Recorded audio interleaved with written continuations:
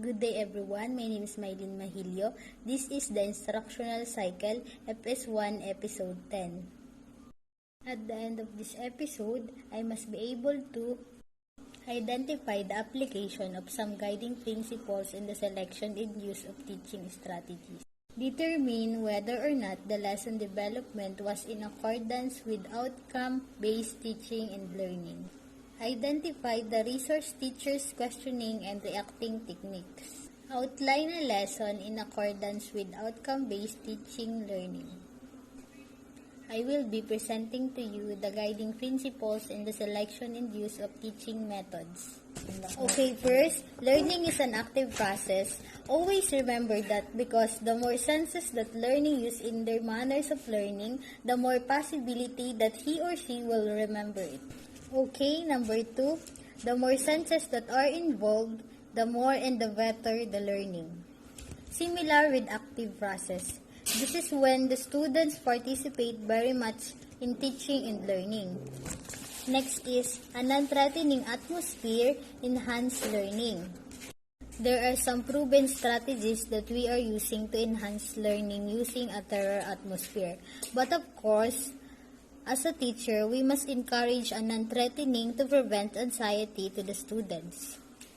Number 4, emotional has the power to increase retention and learning.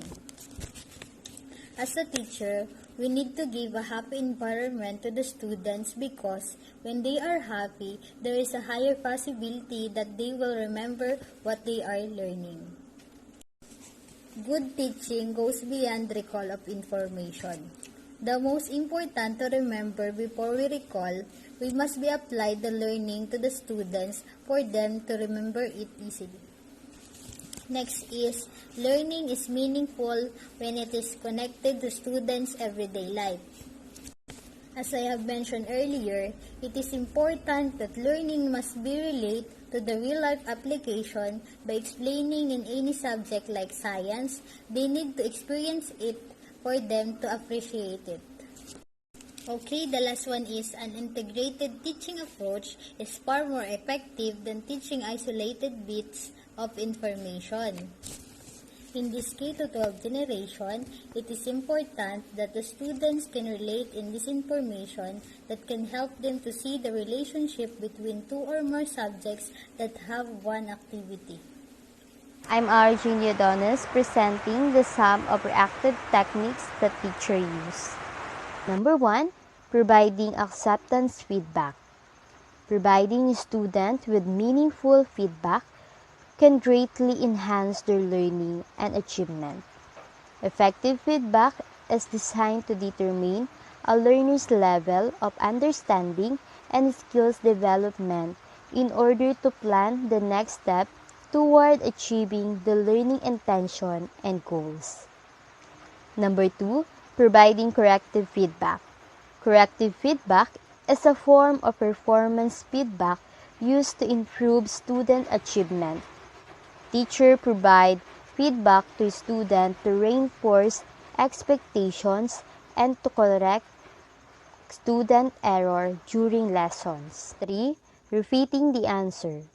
Repetition is a key learning aim because it helps transition of skills from the conscious to the subconscious.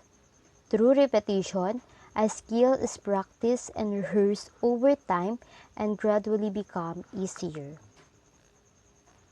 Number 4, explaining the answer, expanding the answer. Calmly ask the question again. Give a hint. Ask another question that might elicit the same answer. Be encouraging sound please when you got an answer and praise the student if it is right. Don't make an issue of the resistance to answer. Have the student think out loud rather than say nothing. Number 5, asking follow-up questions. In a classroom situation, of course, a simple follow-up question a teacher can ask, "Can you please tell me more?" Number 6, redirecting questions to their pupils. When a student responds to the question, the instructor can ask another student to comment on his statement. One purpose of using this technique is to enable more students to participate. Number 7, soliciting student questions. Soliciting student questions and answering them. The most common and very worst way to solicit questions is to look at the class and say, "Any questions?" or the truncated questions, or "Okay," or "Is that clear?" This often have a deadening effect, as if you are really just pushing or asking just pro forma.